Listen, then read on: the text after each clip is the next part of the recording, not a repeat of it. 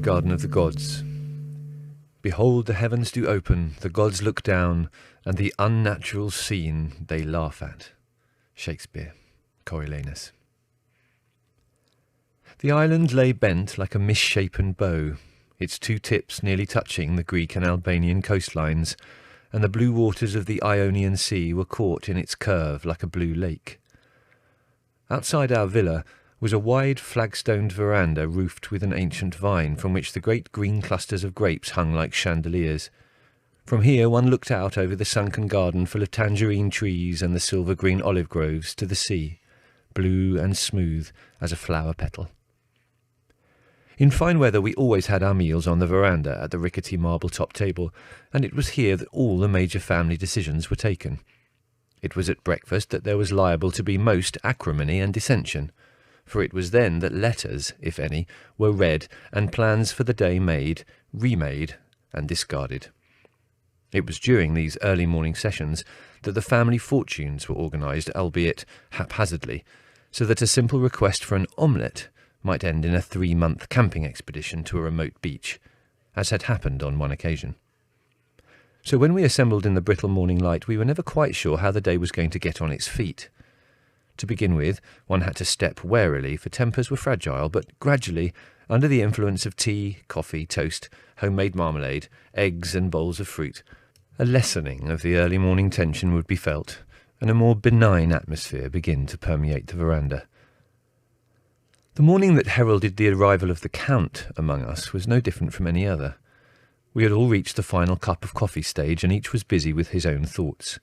Margot, my sister, her blonde hair done up in a bandana, was musing over 2 pattern books, humming gaily but tunelessly to herself.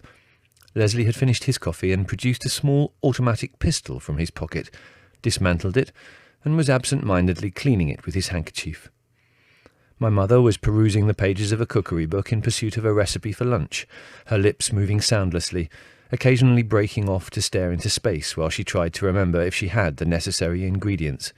Larry, clad in a multicoloured dressing gown, was eating cherries with one hand and reading his mail with the other.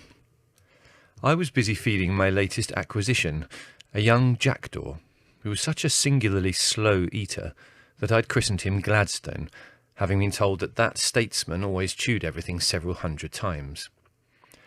While waiting for him to digest each mouthful, I stared down the hill at the beckoning sea and planned my day. Should I take my donkey Sally and make a trip to the high olive groves in the centre of the island to try to catch the agamas that lived on the glittering gypsum cliffs, where they basked in the sun, tantalising me by wagging their yellow heads and puffing out their orange throats? Or should I go down to the small lake in the valley behind the villa, where the dragonfly larvae should be hatching? Or should I perhaps, happiest thought of all, take my latest acquisition, my boat, on a major sea trip? In spring, the almost enclosed sheet of water that separated Corfu from the mainland would be a pale and delicate blue. Then, as spring settled into hot, crackling summer, it seemed to stain the still sea a deeper and more unreal colour that in some lights was like the violet blue of a rainbow, a blue that faded to a rich jade green in the shallows. In the evening, when the sun sank, it was as if it were drawing a brush across the sea's surface, streaking and blurring it to purples smudged with gold, silver, tangerine and pale pink. To look at this placid landlocked sea in summer, it seemed mild-mannered, a blue meadow that breathed gently and evenly along the shoreline.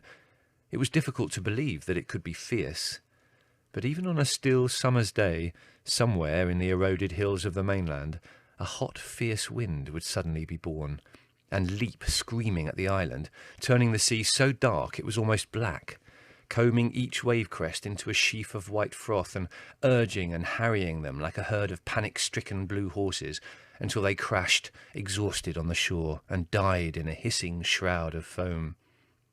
And in winter, under an iron-grey sky, the sea would lift sullen muscles of almost colourless waves, ice-cold and unfriendly, veined here and there with mud and debris that the winter rains swept out of the valleys and into the bay. To me, this blue kingdom was a treasure house of strange beasts, which I longed to collect and observe. At first it was frustrating, for I could only peck along the shoreline like some forlorn seabird, capturing the small fry in the shallows, and occasionally being tantalised by something mysterious and wonderful cast upon the shore.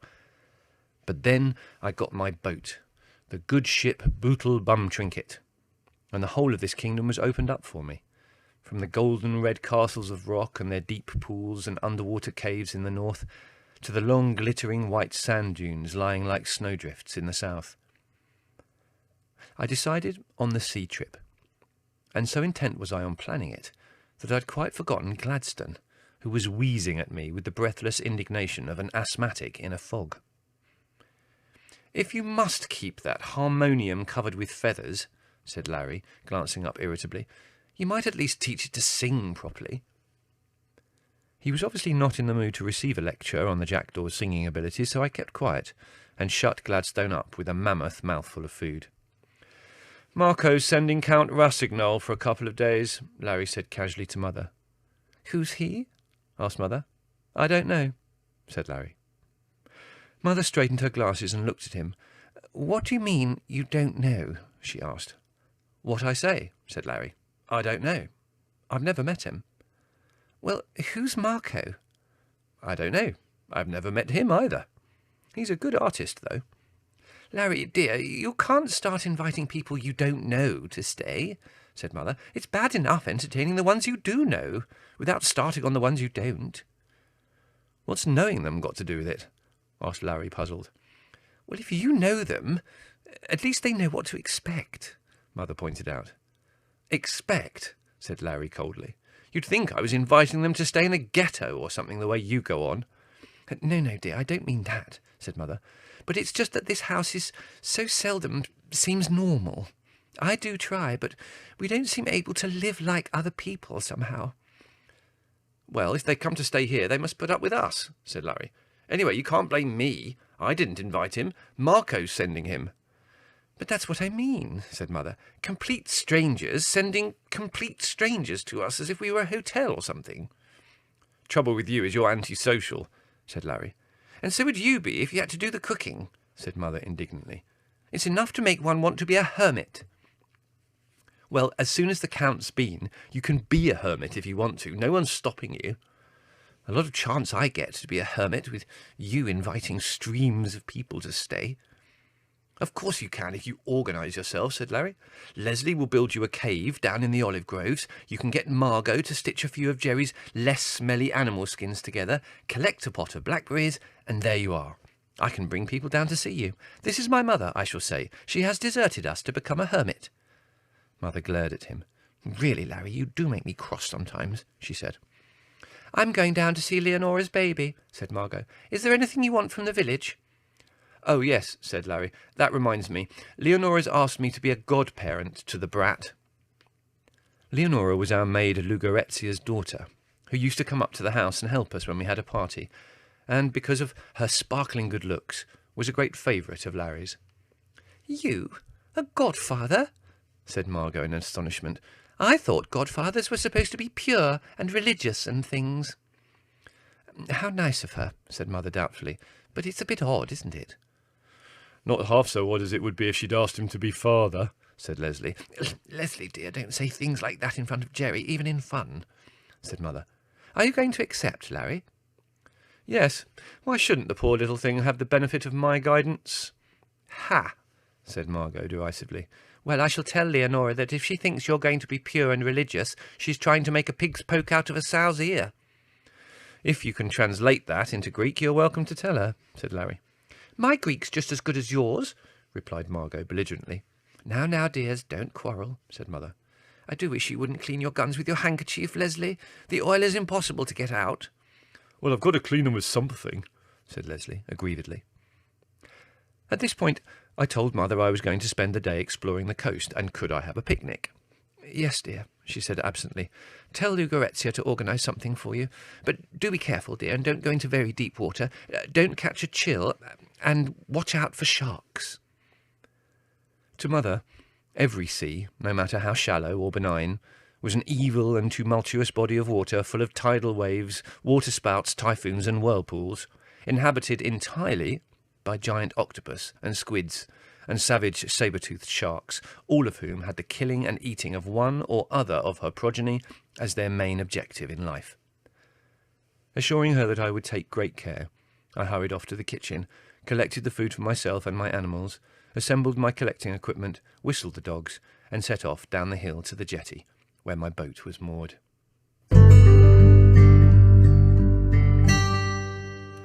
The Bootle Bum Trinket, being Leslie's first effort in boat building, was almost circular and flat-bottomed, so that, with her attractive colour scheme of orange and white stripes, she looked not unlike an ornate celluloid duck. She was a friendly, stalwart craft, but owing to her shape and her lack of keel, she became very flustered in anything like a heavy sea, and would threaten to turn upside down and proceed that way, a thing she was prone to do in moments of stress. When I went on any long expeditions in her, I always took plenty of food and water in case we were blown off course and shipwrecked, and I hugged the coastline as much as possible so that I could make a dash for safety should the Bootle Bum Trinket be assaulted by a sudden sirocco. Owing to my boat's shape, she could not wear a tall mast without turning over, and her pocket handkerchief-sized sail could only garner and harvest the tiniest cupfuls of wind. Thus, for the most part, she was propelled from point to point with oars. When we had a full crew on board, 3 dogs, an owl, and sometimes a pigeon, and were carrying a full cargo, some 24 containers full of seawater and specimens, she was a back-aching load to push through the water. Roger was a fine dog to take to sea, and he thoroughly enjoyed it. He also took a deep and intelligent interest in marine life, and would lie for hours, ears pricked, watching the strange convolutions of the brittle starfish in a collecting bottle. Whittle and Puke, on the other hand, were not sea dogs, and were really most at home tracking down some not-too-fierce quarry in the myrtle groves. When they came to sea, they tried to be helpful, but rarely succeeded, and in a crisis would start howling or jumping overboard, or, if thirsty, drinking seawater and then vomiting over your feet, just as you were doing a tricky bit of navigation. I could never really tell if Ulysses, my Scops owl, liked sea trips. He would sit dutifully wherever I placed him, his eyes half closed, wings pulled in, looking like one of the more malevolent carvings of oriental deities. My pigeon, Quilp, he was the son of my original pigeon, Quasimodo, adored boating. He would take over the Bootle Bum Trinket's minute foredeck and carry on as though it were the promenade deck of the Queen Mary. He would pace up and down, pausing to do a quick waltz occasionally, and, with pouting chest, would give a contralto concert, looking strangely like a large opera singer on a sea voyage. Only if the weather became inclement would he get nervous, and would then fly down and nestle in the captain's lap for solace. On this particular day I decided to pay a visit to a small bay, one side of which was formed by a tiny island surrounded by reefs, in which there dwelled a host of fascinating creatures. My particular quarry was a peacock blenny, which I knew lived in profusion in that shallow water.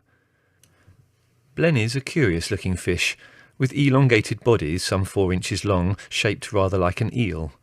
With their pop eyes and thick lips, they're vaguely reminiscent of a hippopotamus. In the breeding season, the males become most colourful, with a dark spot behind the eyes edged with sky blue, a dull orange hump like crest on the head, and a darkish body covered with ultramarine or violet spots. The throat was a pale sea green with darkish stripes on it. In contrast, the females were light olive with pale blue spots and leaf green fins. I was anxious to capture some of these colourful little fish, since it was their breeding season, and I was hoping to establish a colony of them in one of my aquariums so that I could watch their courtship. After half an hour's stiff rowing, we reached the bay, which was rimmed with silvery olive groves and a great golden tangle of broom that sent its heavy musky scent out over the still clear waters. I anchored the Bootle Bum Trinket in 2 feet of water near the reef, and then, taking off my clothes and armed with my butterfly net and a wide-mouthed jar, I stepped into the gin-clear sea, which was as warm as a bath. Everywhere there was such a profusion of life that it required stern concentration not to be diverted from one's task. Here the sea slugs, like huge warty brown sausages, lay in battalions among the multicoloured weeds.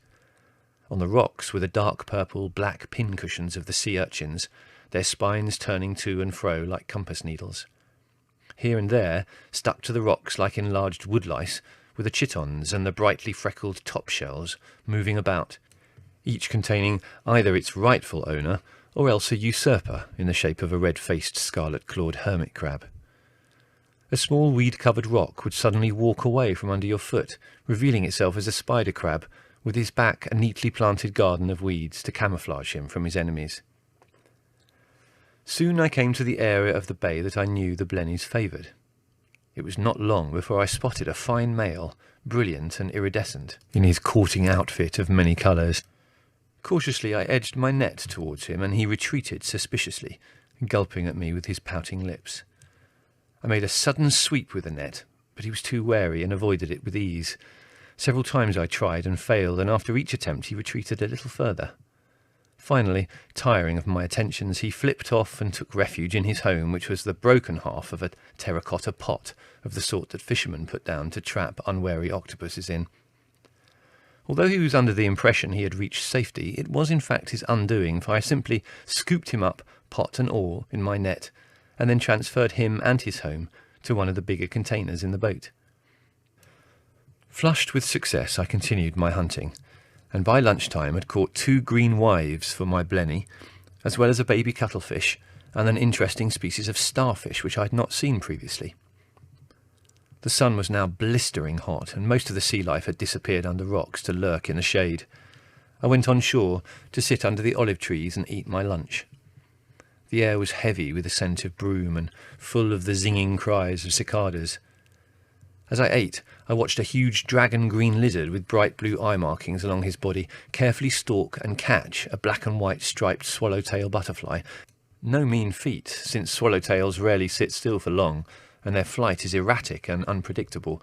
Moreover, the lizard caught the butterfly on the wing, leaping some 16 inches off the ground to do so. Presently, having finished my lunch, I loaded up the boat and, getting my canine crew on board, began to row home so that I could settle my blennies in their aquariums. Reaching the villa, I placed the male blenny, together with his pot, in the centre of the larger of my aquariums, and then carefully introduced the 2 females. Although I watched them for the rest of the afternoon, they did nothing spectacular.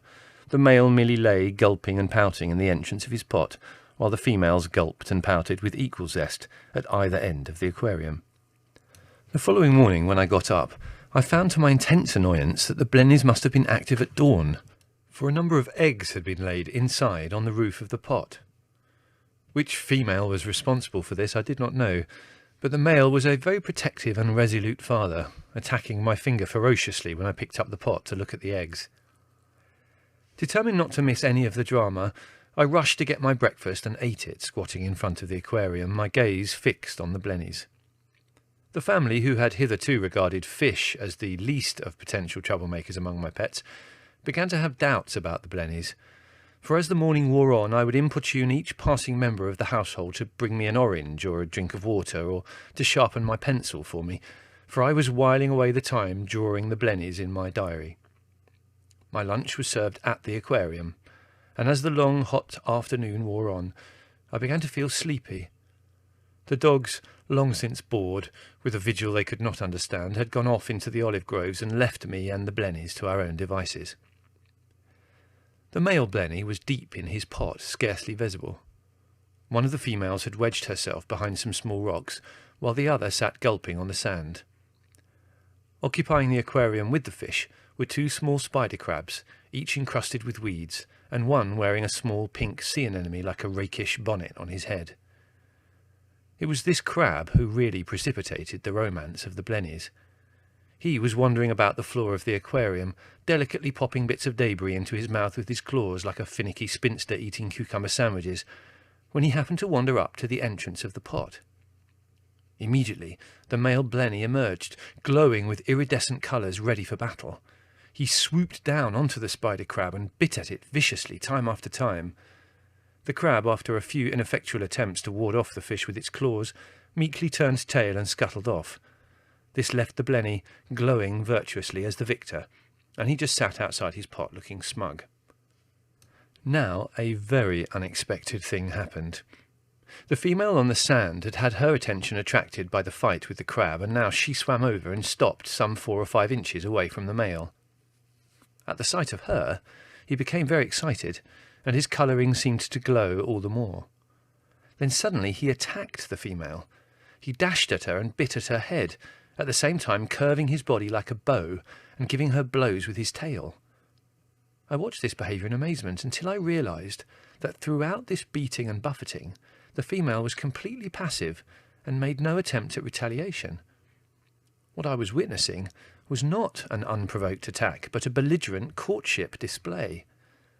As I watched, I saw that with slaps from his tail and bites at the female's head, the male blenny was in fact herding her towards his pot, as a sheepdog herds sheep. Realising that once they entered the pot I should lose sight of them, I dashed into the house and came back with an instrument I normally used for examining birds' nests. It was a bamboo pole with a small mirror set at an angle on the end. If there was a bird's nest out of reach, you could use the mirror as a periscope to enable you to examine the eggs or fledglings. Now I used it in the same way, but upside down. By the time I got back, the blennies were disappearing into the pot.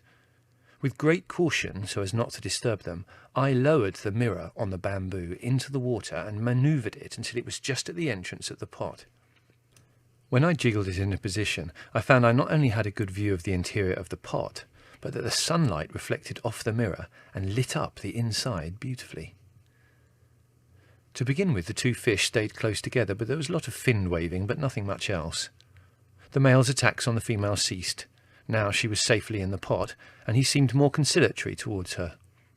After about 10 minutes, the female moved from the position alongside him and proceeded to lay a small cluster of transparent eggs, which were stuck to the smooth side of the pot like frog spawn. This done, she moved, and the male took up his position over the eggs. Unfortunately, the female got between me and him, so I could not see him actually fertilise the eggs, but it was obvious that that was what he was doing. Then the female, feeling that her part of the procedure was over, swam out of the pot and across the aquarium, displaying no further interest in the eggs. The male, however, spent some time fussing around them and came to lay in the mouth of the pot, on guard. I waited eagerly for the baby blennies to appear, but there must have been something wrong with the aeration of the water, for only 2 of the eggs hatched. One of the diminutive babies was, to my horror, eaten by his own mother before my eyes. Not wishing to have a double case of infanticide on my conscience and lacking aquarium space, I put the second baby in a jar and rowed down the coast to the bay where I'd caught his parents. Here I released him with my blessing in the clear tepid water ringed with golden broom, where I hoped that he would rear many multicoloured offspring of his own.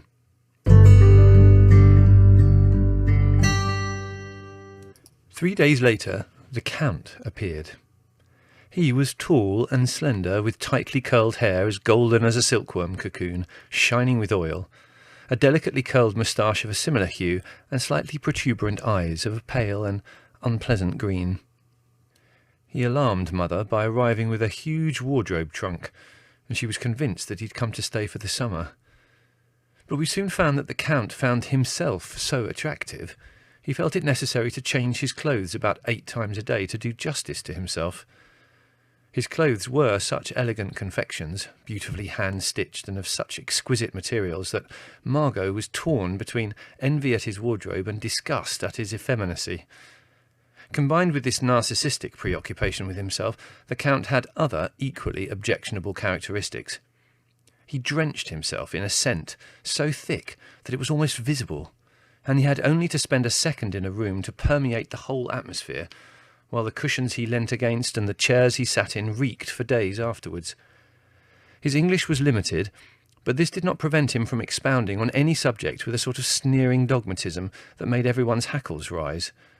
His philosophy, if any, could be summed up in the phrase, "We do it better in France," which he used repeatedly about everything.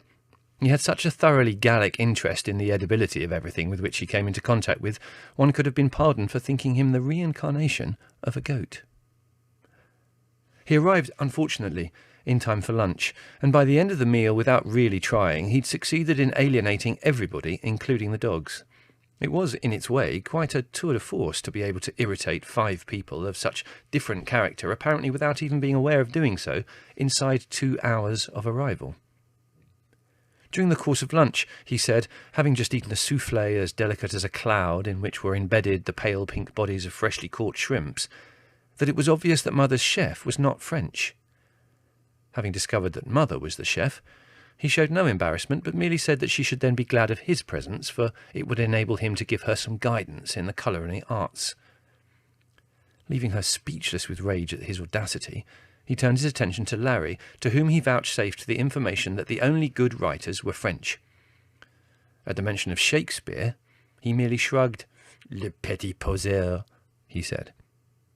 To Leslie he offered the information that anyone who was interested in hunting must assuredly have the instincts of a criminal. In any case, it was well known that the French produced the best guns, swords, and other offensive weapons. To Margot he gave the advice that it was a woman's job to keep beautiful for men, and, in particular, not to be greedy and eat too many things that would ruin the figure.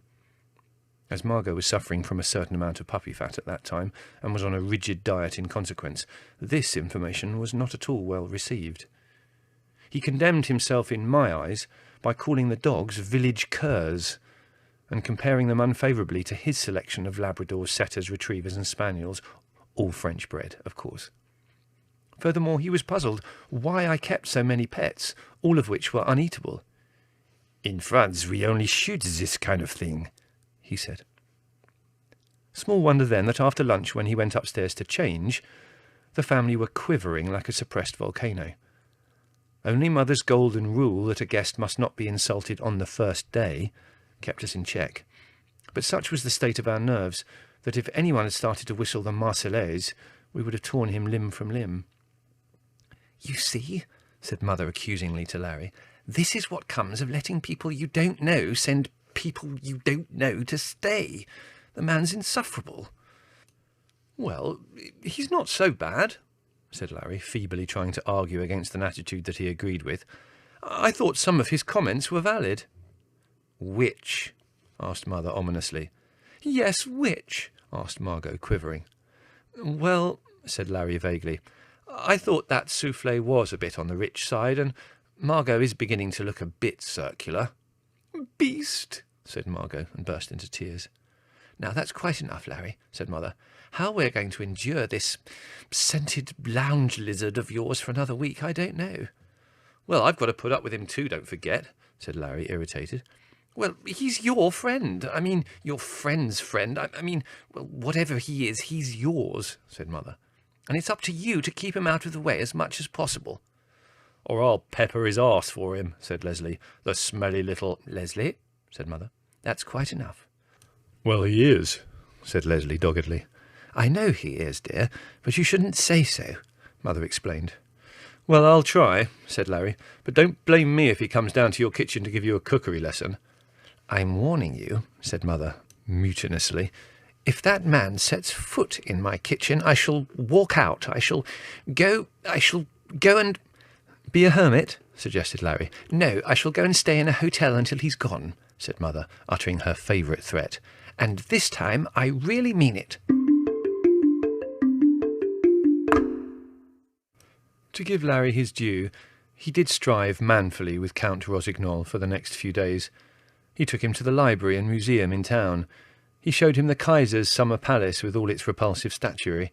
He even took him to the top of the highest point in Corfu, Mount Pantocrator, and showed him the view.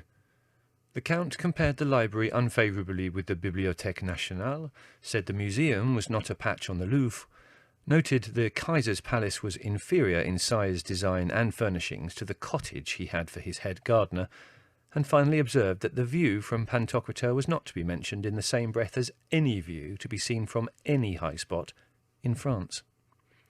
"The man's intolerable," said Larry, refreshing himself with brandy in Mother's bedroom, where we had all repaired to escape the Count's company.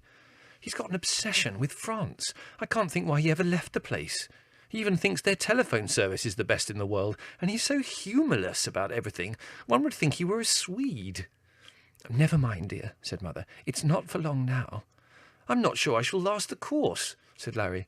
"So far about the only thing he hasn't claimed for France is God." "Ah, but they probably believe in him better in France," Leslie pointed out. "Wouldn't it be wonderful if we could do something really nasty to him?" said Margot wistfully. "Something really horrible." "No, Margot," said Mother firmly. "We've never done anything nasty to anyone that stayed with us. I mean, except as a joke or by accident. And we're not going to start. We'll just have to put up with him. After all, it's only a few more days. It'll soon pass." "Oh, dear God," said Larry suddenly. "I've just remembered. It's the bloody christening on Monday." "I do wish you wouldn't swear so much," said Mother. "What's that got to do with it?"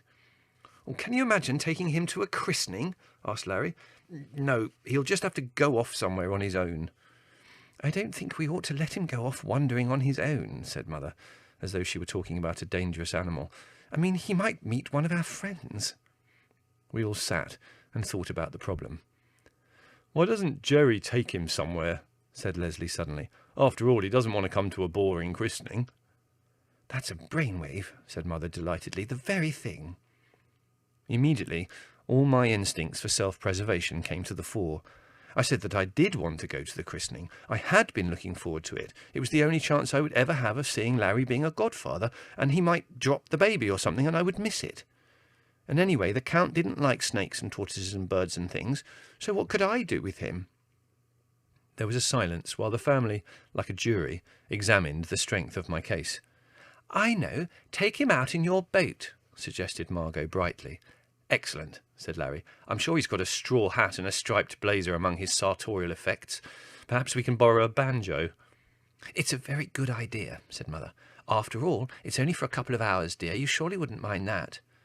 I stated in no uncertain terms that I would mind it very much indeed. "I tell you what," said Leslie. "They're having a fish drive down at the lake on Monday. If I get the chap who's in charge to let you, will you take the Count?" I wavered, for I had long wanted to see a fish drive. I knew I was going to have the Count for the afternoon, so it was simply a matter of what I could get out of it. "And then we can see about that new butterfly cabinet you want," said Mother. "And Margot and I will give you some money for books," said Larry, generously anticipating Margot's participation in the bribery. "And I'll give you that clasp knife you wanted," said Leslie. I agreed. If I had to put up with the Count for an afternoon, at least I was being fairly compensated. That evening at dinner, Mother explained the situation and went into such detailed eulogies about fish drives that you would have thought she'd personally invented them. "Is eating?" asked the Count. Yes, yes," said Mother. "The fish are called cephalias, and they're delicious." "No, is eating on the lake?" asked the Count. "Is eating with sun?" Oh, I see," said Mother.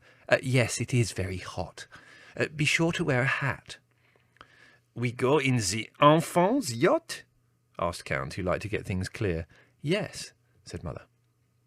The Count outfitted himself for the expedition in pale blue linen trousers, elegant chestnut-bright shoes, a white silk shirt with a blue and gold cravat knotted carelessly at the throat, and an elegant yachting cap. While the bootle bum trinket was ideal for my purposes, I would have been the first to admit that she had none of the refinements of an ocean-going yacht, and this the Count was quick to perceive when I led him down the canal, in a maze of old Venetian salt pans below the house where I had the boat moored. "This is yacht?" he asked in surprise and some alarm. I said that indeed this was our craft, stalwart and stable, and he would note a flat bottom to make it easier to walk around in. Whether he understood me or not, I did not know. Perhaps he thought the bootle bum trinket was merely the dinghy in which we were to be rowed out to the yacht. But he climbed in delicately, spread his handkerchief fastidiously over the seat, and sat down gingerly. I leapt aboard, and with the aid of a pole started punting the craft down the canal, which at this point was some 20 feet wide and 2 feet deep. I congratulated myself on the fact that only the day before I had decided that the bootle bum trinket was starting to smell almost as pungently as the Count, for over a period a lot of dead shrimps, seaweed, and other debris had collected under her boards. I had sunk her in some 2 feet of sea water, and given her bilges a thorough cleaning, so that she was sparkling clean and smelt beautifully of sun-hot tar and paint and salt water. The old salt pans lay along the edge of the brackish lake, forming a giant chessboard with the cross-hatching of these placid canals, some as narrow as a chair, some 30 feet wide. Most of these waterways were only a couple of feet deep, but below the water lay an almost unplumbable depth of fine black silt.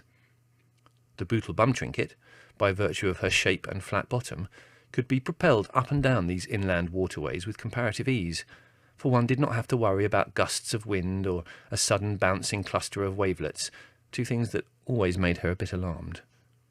But the disadvantage of the canals was that they were fringed on each side with tall rustling bamboo breaks, which, while providing shade, shut out the wind, so that the atmosphere was still dark, hot, and as richly odoriferous as a manure heap.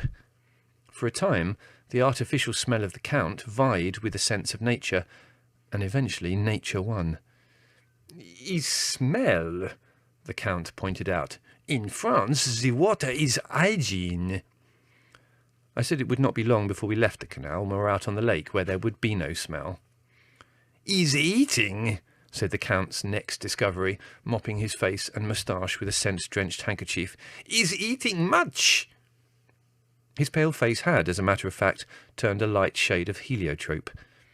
I was just about to say that the problem, too, would be overcome once we reached the open lake when, to my alarm, I noticed something wrong with the Bootle bum trinket. She had settled sluggishly in the brown water and hardly moved to my punting. For a moment I could not imagine what was wrong with her. We'd not run aground, and I knew that there were no sandbanks in this canal. Then suddenly I noticed the swirl of water coiling up over the boards in the bottom of the boat. Surely, I thought, she could not have sprung a leak. Fascinated, I watched the waters rise, to engulf the bottom of the oblivious Count's shoes. I suddenly realised what must have happened. When I'd cleaned out the bilges, I had, of course, removed the bung in the bum trinket's bottom to let the fresh sea water in. Apparently I had not replaced it with enough care, and now the canal water was pouring into the bilges. My first thought was to pull up the boards, find the bung and replace it. But the Count was now sitting with his feet in about 2 inches of water, and it seemed imperative to turn the Bootle bum trinket towards the bank while I could still manoeuvre a trifle and get my exquisite passenger on shore. I did not mind being deposited in the canal by the Bootle bum trinket. After all, I was always in and out of canals like a water rat in pursuit of water snakes, terrapins, frogs and other small fry. But I knew that the Count would look askance at gambling in 2 feet of water and an undetermined amount of mud. My efforts to turn the leaden, waterlogged boat towards the bank were superhuman. Gradually I felt the dead weight of the boat responding, and her bows turning sluggishly towards the shore. Inch by inch I eased her towards the bamboos, and we were within 10 feet of the bank, when the Count noticed what was happening. "Mon Dieu!" he cried shrilly. "We are submerged! Monsieur is submerged! The boat, she have sunk!" I briefly stopped poling to soothe the Count. I told him that there was no danger. All he had to do was sit still until I got him to the bank. "Monsieur! Regardez, monsieur!" he cried, pointing at his now dripping and discoloured footwear with such an expression of outrage that it was all I could do not to giggle. "A moment," I said to him, "and I should have him on dry land. Indeed, if he'd done what I'd said, this would have been the case, for I managed to get the Bootle bum trinket to within 6 feet of the bamboos. But the Count was too worried about the state of his shoes, and this prompted him to do something very silly. In spite of my warning shout, he looked over his shoulder, saw land looming close, got to his feet, and leapt onto the Bootle bum trinket's minute foredeck. His intention was to leap from there to safety when I had manoeuvred the boat a little closer, but he had not reckoned with the Bootle bum trinket's temperament. A placid boat, she had nevertheless a few quirks, and one thing she did not like was anyone standing on her foredeck. She simply gave an odd sort of bucking twist, rather like a trained horse in a cowboy film, and slid you over her shoulder. She did this to the Count now. He fell into the water with a yell, spread-eagled like an ungainly frog, and his proud yachting cap floated towards the bamboo roots while he thrashed about in a porridge of water and mud. I was filled with a mixture of alarm and delight. I was delighted that the Count had fallen in, though I knew my family would never have believed that I'd not engineer it, but I was alarmed at the way he was thrashing about.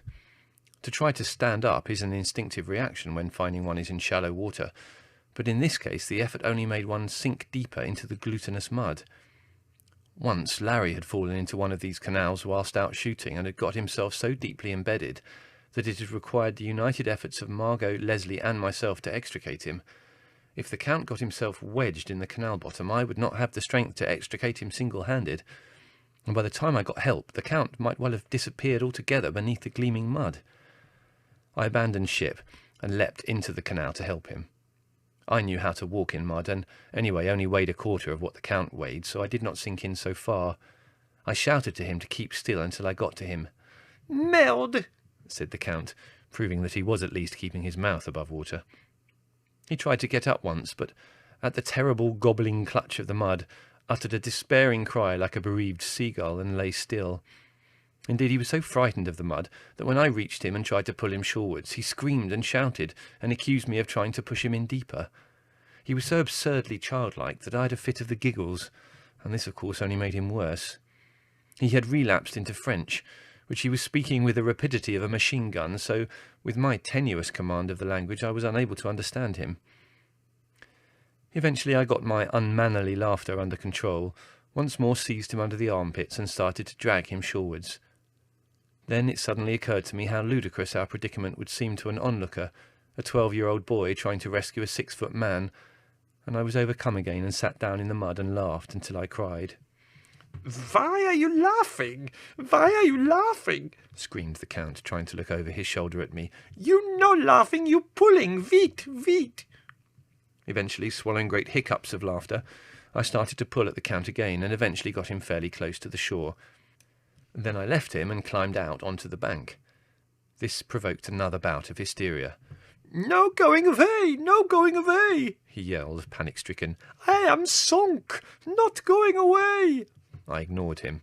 Choosing 7 of the tallest bamboos in the vicinity, I bent them till they splintered but did not snap. Then I twisted them round until they reached the Count and formed a sort of green bridge between him and the shore. Acting on my instructions, he turned on his stomach and pulled himself along until at last he reached dry land. When he eventually got shakily to his feet, he looked as though the lower half of his body had been encased in melting chocolate. Knowing that this glutinous mud could dry hard in record time, I offered to scrape some of it off him with a piece of bamboo. He gave me a murderous look. "Espèce de con," he said vehemently. My shaky knowledge of the Count's language did not allow me to translate this, but the enthusiasm with which it was uttered led me to suppose that it was worth retaining in my memory. We started to walk home, the Count simmering vitriolically. As I'd anticipated, the mud on his legs dried at an almost magical speed, and within a short time he looked as though he were wearing a pair of trousers made out of a pale brown jigsaw puzzle.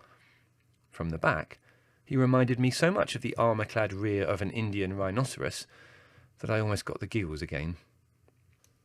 It was unfortunate, perhaps, that the Count and I should have arrived at the front door of the villa just as the huge dodge driven by our scowling, barrel-shaped, self-appointed guardian angel, Spiro Hakiopoulos, drew up with the family, flushed with wine, in the back of it.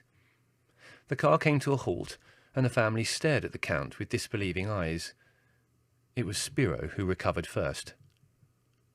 "Gollies, Mrs. Durrell," he said, twisting his massive head around and beaming at Mother. "Master Jerry's fixes, the bastards." This was obviously the sentiment of the whole family, but Mother threw herself into the breach. "My goodness, Count," she said in well-simulated tones of horror. "What have you been doing with my son?" The Count was so overcome with the audacity of this remark that he could only look at Mother open-mouthed. "Jerry, dear," Mother went on, "go and change out of those wet things before you catch cold. There's a good boy." "Good boy?" repeated the Count shrilly and unbelievingly. "C'est un assassin! C'est une espèce de—" Now, dear fellow," said Larry, throwing his arm around the Count's muddy shoulders. "I'm sure it's been a mistake. Come and have a brandy, change your things. Yes, rest assured that my brother will smart for this. Of course he will be punished." Larry led the vociferous Count into the house, and the rest of the family converged on me. "What did you do to him?" asked Mother. I said I had not done anything. The Count and the Count alone was responsible for his condition. "I don't believe you," said Margot. "You always say that." I protested that had I been responsible, I would have been proud to confess. The family were impressed by the logic of this. "It doesn't matter a damn if Jerry did it or not," said Leslie. "It's the end result that counts." "Well, go and get changed, dear," said Mother, "and then come to my room and tell us about how you did it." But the affair of the brutal bum trinket did not have the effect that everyone hoped for. The Count stayed on grimly, as if to punish us all, and was twice as offensive as before. However, I had ceased feeling vindictive towards the Count. Whenever I thought of him thrashing about in the canal, I was overcome with helpless laughter, which was worth any amount of insults. Furthermore, the Count had unwittingly added a fine new phrase to my French vocabulary. I tried it out one day when I'd made a mistake in my French composition, and I found it tripped well off the tongue. The effect on my tutor, Mr. Kralewski, was, however, very different. He had been pacing up and down the room, hands behind him, looking like a humpbacked gnome in a trance. At my expression, he came to a sudden stop, wide-eyed, looking like a gnome who had just had an electric shock from a toadstool. "What did you say?" he asked in a hushed voice. I repeated the offending phrase. Mr. Kralewski closed his eyes, his nostrils quivered, and he shuddered. "Where did you hear that?" he asked. I said I had learned it from a Count who was staying with us. "Oh, well, you must never say it again, do you understand?" Mr. Kralewski said. "Never again. You must learn that in this life sometimes even aristocrats let slip an unfortunate phrase in moments of stress. It does not behove us to imitate them." I did see what Kralewski meant. Falling into a canal, for a Count, could be called a moment of stress, I supposed. But the saga of the Count was not yet over. A week or so after he'd departed, Larry, one morning at breakfast, confessed to feeling unwell. Mother put on her glasses and stared at him critically. "How do you mean unwell?" she asked. "Not my normal, manly, vigorous self." "Have you got any pains?" "No," Larry admitted. "No actual pains. Just a sort of lassitude, a feeling of ennui, a debilitated, drained feeling, as if I'd spent the night with Count Dracula, and I feel that for all his faults our late guest was not a vampire." "Well, you look all right," said Mother, "although we'd better get you looked at. Dr. Andruccelli's on holiday, so I'll have to get Spiro to bring Theodore." "All right," said Larry listlessly, "and you'd better tell Spiro to nip in and alert the British Cemetery." "Larry, don't say things like that," said Mother, getting alarmed. "Now you go up to bed, and for heaven's sake stop there." If Spiro could be classified as our guardian angel to whom no request was impossible of fulfilment, Dr. Theodore Stephanides was our oracle and guide to all things. He arrived, sitting sedately in the back of Spiro's dodge, immaculately dressed in a tweed suit, his Homburg at just the correct angle, his beard twinkling in the sun. "Yes, it was really, very curious," said Theodore, having greeted us all. "I was just thinking to myself how nice a trip. Was an especially beautiful day, not too hot, and that sort of thing, you know, and suddenly Spiro turned up at the laboratory. Most fortuitous." "Well, I'm so glad that my agony is of benefit to someone," said Larry. "Ah, what, seems to be the trouble?" asked Theodore, eyeing Larry with interest. "Nothing concrete," Larry admitted. "Just a general feeling of death being imminent. All my strength seems to have drained away. I've probably, as usual, been giving too much of myself to my family." "Well, I don't think that's what's wrong with you," said Mother decisively. "I think you've been eating too much," said Margot. "What you want is a good diet." "What he wants is a little fresh air and exercise," contributed Leslie. "If you took the boat out a bit—" "Yes, well, Theodore will tell us what's wrong," said Mother. "I can't find anything, organically wrong," said Theodore judiciously, rising and falling on his tiptoes, "except that he is, perhaps, a trifle overweight." "There you are. I told you he needed a diet," said Margot triumphantly. "Hush, dear," said Mother. "So what do you advise, Theodore?" "I should keep him in bed for a day or so," said Theodore. "Give him a light diet, nothing very oily. And I'll send out some medicine, that is to say, a tonic for him. I'll come out the day after tomorrow and see how he is." Spiro drove Theodore back to town and in due course reappeared with the medicine. "I won't drink it," said Larry, eyeing the bottle askance. "It looks like essence of bat's ovaries." "Oh, don't be silly, dear," said Mother, pouring some into a spoon. "It will do you good." "It won't. It's the same stuff as my friend Dr. Jekyll took, and look what happened to him." "What happened to him?" asked Mother unthinkingly. They found him hanging from the chandelier, scratching himself and saying he was Mr. Hyde. "Oh, come on now, Larry, stop fooling about," said Mother firmly. With much fussing, Larry was prevailed upon to take the medicine and retire to bed. The following morning we were all woken at an inordinately early hour by roars of rage coming from Larry's room. "Mother! Mother!" he was roaring. "Come and look what you've done!" We found him prancing round his room, naked, a large mirror in one hand. He turned on Mother belligerently, and she gasped at the sight of him. His face was swollen up to twice normal size, and was the approximate colour of a tomato. "What have you been doing, dear?" asked Mother faintly. "Doing? It's what you've done!" he shouted, articulating with difficulty. "You and your bloody Theodore and your damned medicine, it's affected my pituitary. Look at me, it's worse than Jekyll and Hyde." Mother put on her spectacles and gazed at Larry.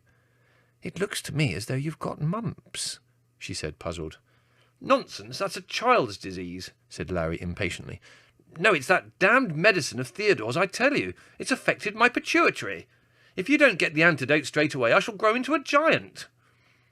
"Nonsense, dear, I'm sure it's mumps," said Mother. "But it's very funny, because I'm sure you've had mumps. Let's see. Margot had measles in Darjeeling in 1920. Leslie had sprue in Rangoon. No, I'm wrong. That was 1900 in Rangoon, and you had sprue. Then Leslie had chickenpox in Bombay in 1911, or was it 12? I can't quite remember. And then you had your tonsils out in Rajputana in 1920. Or it might have been 1923, I can't remember exactly. And then after that, Margot got... "Well, I hate to interrupt this old Moor's almanac of family ailments," said Larry coldly, "but would somebody like to send for the antidote before I get so big that I can't leave the room?" Theodore, when he appeared, agreed with Mother's diagnosis. "Yes, clearly a case of mumps," he said. "What do you mean, clearly, you charlatan?" said Larry, glaring at him from watering and swollen eyes. "Why didn't you know what it was yesterday? And anyway, I can't get mumps if it's a child's disease." No, said Theodore. "Children generally get it, but quite often adults get it too." "Why didn't you recognise a common disease like that when you saw it?" demanded Larry. "Can't you even recognise a mump? You ought to be drummed out of the medical council, or whatever it is they do for malpractice." "Mumps are very difficult to diagnose in the early stages," said Theodore, "until the swellings appear." "Typical of the medical profession," said Larry bitterly. "They can't even spot a disease until the patient is twice life-size. It's a scandal." "As long as it doesn't affect your, your lower quarters," said Theodore thoughtfully, "you should be all right in a few days." "Lower quarters?" Larry asked, mystified. "What lower quarters?"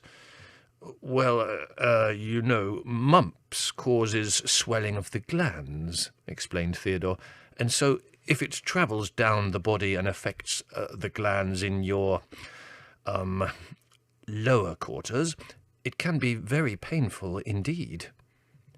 "You mean I'll swell up and start looking like a bull elephant?" asked Larry in horror. Yes," said Theodore, finding he could not better this description. "It's a plot to make me sterile," shouted Larry. "You and your bloody tincture of bat's blood. You're jealous of my virility." To say that Larry was a bad patient was putting it mildly. He had an enormous handbell by the bed, which he rang incessantly for attention, and Mother had to examine his nether regions about 20 times a day to assure him that he was not in any way affected. When it was discovered that it was Leonora's baby that had given him mumps, he threatened to excommunicate it. "I'm its godfather," he said. "Why can't I excommunicate the ungrateful little bastard?" By the 4th day we were all beginning to feel the strain. Captain Creech then appeared to see Larry. Captain Creech, a retired mariner of lecherous habits, was Mother's bête noire. His determined pursuit of anything female, and Mother in particular, in spite of his 70-odd years, was a constant source of annoyance to her, as was the captain's completely uninhibited behaviour and one-track mind. "Ahoy!" he shouted, staggering into the bedroom, his lopsided jaw waggling, his wispy beard and hair standing on end, his rheumy eyes watering. "Ahoy there! Bring out your dead!" Mother, who was examining Larry for the 4th time that day, straightened up and glared at him. "Do you mind, Captain?" she said coldly. "This is supposed to be a sick room, not a bar parlour." "Got you in the bedroom at last," said Creech, beaming, taking no notice of Mother's expression. "Now, if the boy moves over, we can have a little cuddle." "I'm far too busy to cuddle, thank you," said Mother frostily. Well, said the Captain, seating himself on the bed. "What's this namby-pamby mumps thing you've got, eh, boy? Child's stuff. If you want to be ill properly, like a man. Why, when I was your age, nothing but a dose of clap would have done for me." "Captain, I would be glad if you would not reminisce in front of Jerry," said Mother firmly. "It hasn't affected the old manhood, has it?" asked the Captain with concern.